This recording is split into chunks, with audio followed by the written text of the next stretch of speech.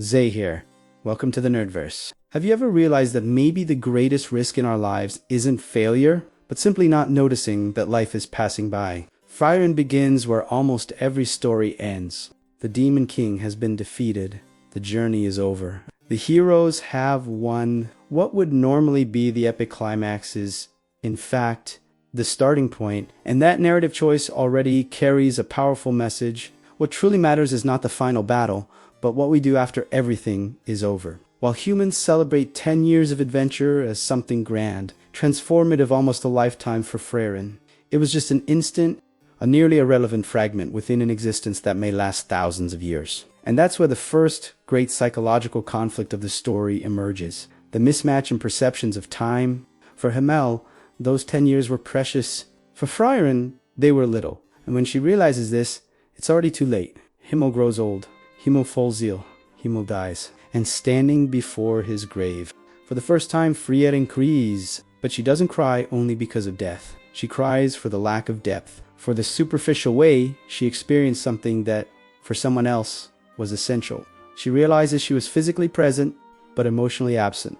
And that is one of the most human pains there is. How many times have we also been there, but not truly been there? Frieren believed she would have time, and that is the illusion that sustains almost all of our distractions. We believe we'll talk better later. Ask more later, show more later, live more intensely later. But later is a promise no one ever guaranteed us. When Himmel dies, what is born inside her is not just grief, it is guilt. But not guilt for something she did, guilt for something she failed to do.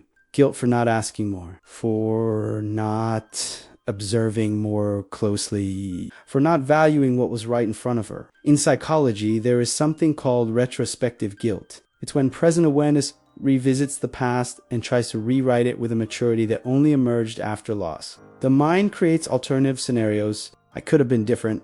I should have been different.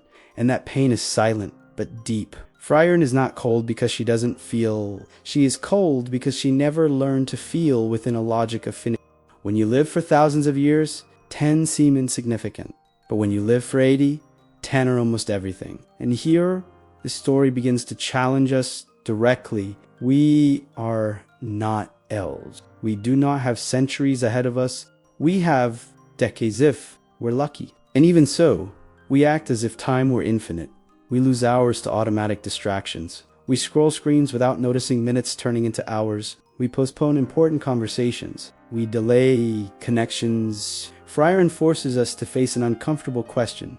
If today were the last day of someone important in your life, would you feel that you truly lived enough by their side? The silence that question creates already says a lot. When she begins her new journey, something changes within her. Not explosively, but subtly. Frieren starts to observe more. She lingers in moments, she asks questions, and above all, she begins to offer what she always had in abundance but never understood the value of time.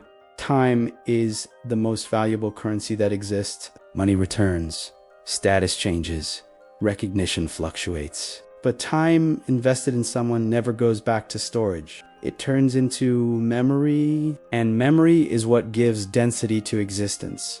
One of the longest studies in the history of psychology, conducted by Harvard over 75 years, followed hundreds of people to discover what truly makes a life worth living. The result was surprisingly simple. Deep and satisfying relationships were the strongest predictor of happiness, physical health, and longevity. It wasn't money, it wasn't success, it wasn't fame, it was connection. Frieren had accumulated knowledge. She had power, she had skill, but she lacked emotional depth. And when she begins to invest in relationships, something inside her starts to reorganize. But investing in relationships requires vulnerability, and vulnerability is uncomfortable. It means caring while knowing you might lose, opening up while knowing it might hurt, allowing someone to matter enough to impact you. And that may be the greatest human fear, because loss hurts, and the brain tries to avoid pain at any cost. So it suggests superficiality, it suggests emotional distance, it suggests not getting too attached. Frieren lives an even crueler dilemma. She grows attached, and time takes people away. She remains, and others leave. Every bond carries an implicit deadline she knows all too well,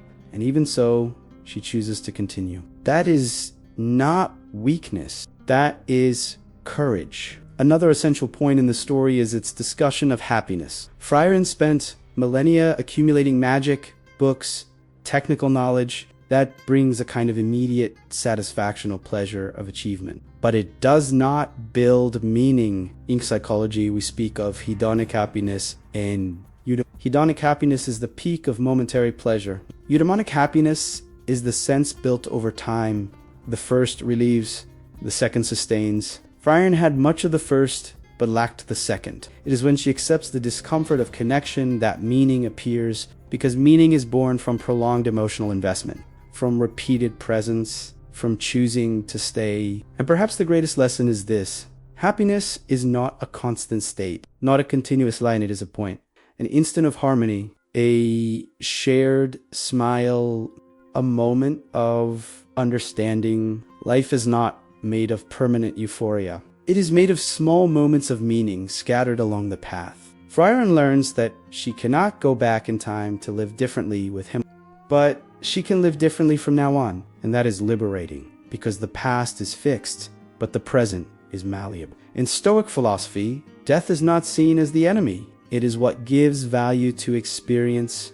It is finitude that makes the present precious. If we were eternal, perhaps nothing would be urgent. Perhaps nothing would be deep. Frieren shows us that infinite time does not guarantee a full life. What guarantees depth is the conscious choice to be present, and perhaps the real fear is not dying. Perhaps the real fear is reaching the end and realizing we were too distracted to truly live. Frieren cries at Himmel's grave because she understands something we often understand too late.